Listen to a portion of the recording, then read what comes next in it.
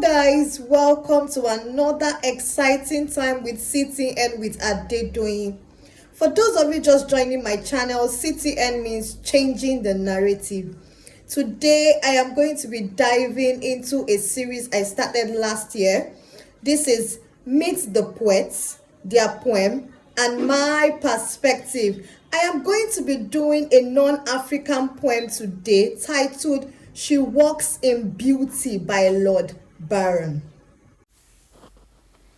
Meet the Poets. George Gordon Byron, who is popularly known as Lord Byron, was a celebrated English romantic poet. He was born on January 22nd, 1788. He died on April 19, 1824. Byron's life was marked by both literary brilliance and scandalous personal affairs. He had several failed marriages and children. Why he wrote the poem? Some literary scholars are of the opinion that the subject of the poem was for a certain Mrs. Annie Wilmot, who was the wife of Sir Robert Wilmot, a British politician and a cousin of Lord Byron. Byron had attended a party in London hosted by a woman named Lady Sitwell. There, he met Mr. and Mrs. Wilmot. Mrs. Wilmot's outstanding dressing in a mourning cloth shows a beautiful contrast between her beauty and her dress. This obviously propelled Lord Byron to create a poem to celebrate her beauty. Now to the recitation. She Walks in Beauty by Lord Byron. She walks in beauty like the night of cloudless climes and starry skies, and all that is best of dark and bright meets in her aspect and her eyes, thus mellowed to that tender light which heaven to gaudy day denies. One shade the more, one ray the less, had half impaired the nameless grace which waves in every raving tress, or softly lightens on our face, where thoughts serenely sweet express how pure, how dear their dwelling place. And on that cheek and on that brow, so soft, so calm, yet eloquent, the smiles that win, the tints that glow. But tell of days in goodness spent, a mind at peace with all below, a heart whose love is innocent. Okay, guys, for you to really understand the non-African poems, you need to have an historical background of some certain things. Now, the non-African poems are categorized into three. We have the romantic poets, we have the metaphysical poets, and we also have the African American poets. Now, for this particular poem, She Walks in Beauty by Lord Byron, this poem is considered to be a romantic poem. Now, the romantic poets are known to be in existence during the 18th century. This set of poets love nature. That's because they derive their creative, imaginative power from nature. They do not really love industrialization because they believe that industrialization has a way of destroying the serenity in the environment. They prefer to sit on the sand of a beach and just watch nature, or probably watch a bird on a tree. Now, another major feature of these poets is that they love and adore women. They love and adore women. They believe that women should be cherished And then the last one is that they also adore the supremacy of God.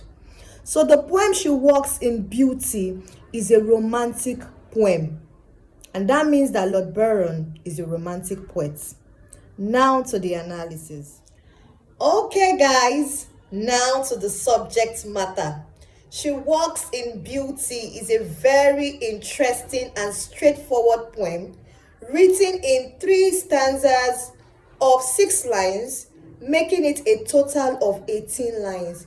The poem talks about a woman who was not mentioned, the name of the woman was not mentioned, and then the poet begins to identify the inner beauty and the physical beauty. Stanza 1 starts by comparing this woman's beauty to the night. She walks in beauty like the night of cloudless clime and starry skies.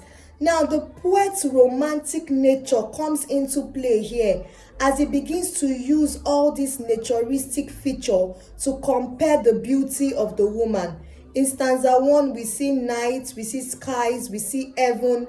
All of these are nature. And then the poem identifies the physical beauty of the woman. She walks, her legs. In stanza 1, we also have a line that states that everything dark and bright meets in her eyes. Looking at the eyes, in stanza 2, it begins to move to the thoughts of the woman. It says her thought is pure, it is serene, a place to dwell.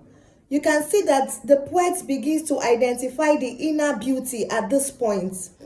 In stanza 3, he also identifies the physical beauty, where he mentioned the brow, the cheek, her smile, so calm. She is so eloquent. Now, in stanza 3, there is a word that introduces you to the most important aspect of the poem.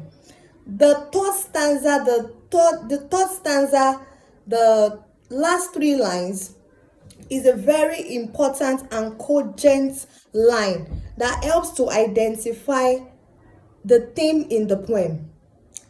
The poet says, "But in our days, goodness spent." In all our days, goodness spent. The word "but" introduces us to the fact that yes, she's beautiful, her smile is soft, she's eloquent, but most importantly, what attracts everyone to this woman is that all her life she has spent it in goodness. She is good.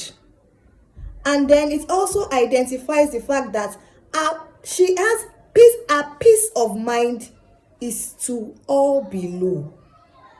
This woman is humble. Now, this particular line identifies the inner beauty of this woman, which automatically draws everyone to her outward beauty.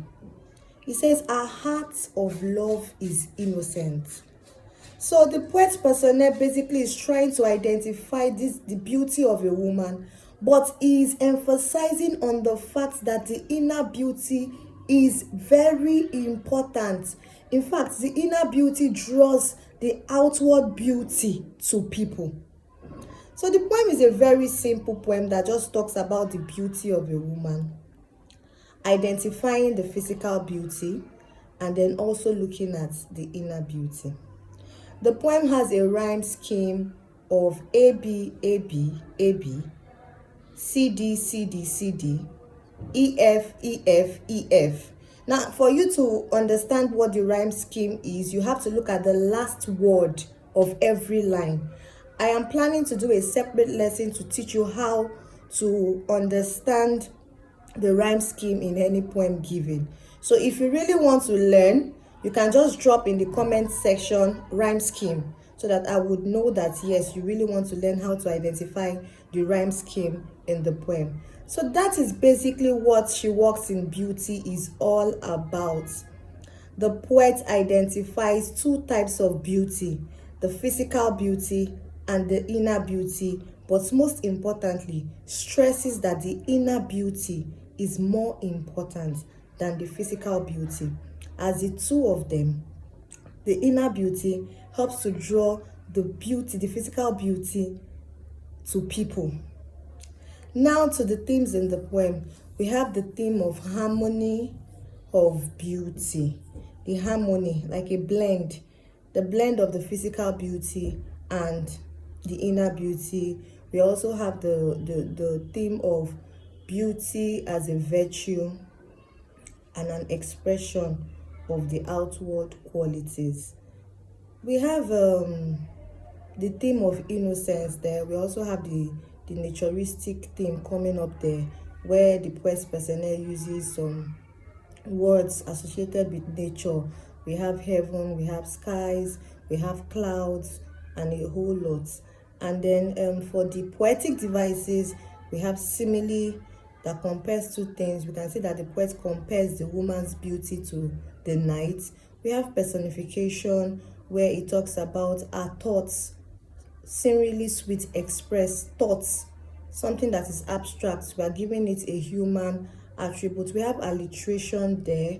We have allusion. Yes, we have allusion. One of the lines of the poem was taken from the poem of William Shakespeare, so that is allusion. The tone of the poem is admiration. The poet admires this woman, adoration, celebration. So it's a tone of admiration. I hope you have learned one or two things from this poem. And like I always say, I would always like to hear your comments in the comment section. You have any other thing to add? Fine, I will be so glad to see it. I love you guys. Thanks for watching. Please do not forget to subscribe to this channel. Hit the notification button to know when I upload more and more videos. And for those of you that will be reading the non-African poems this term, I just want you to drop in the comment section the next poem you would like me to treat. Thank you all. I love you guys. Bye.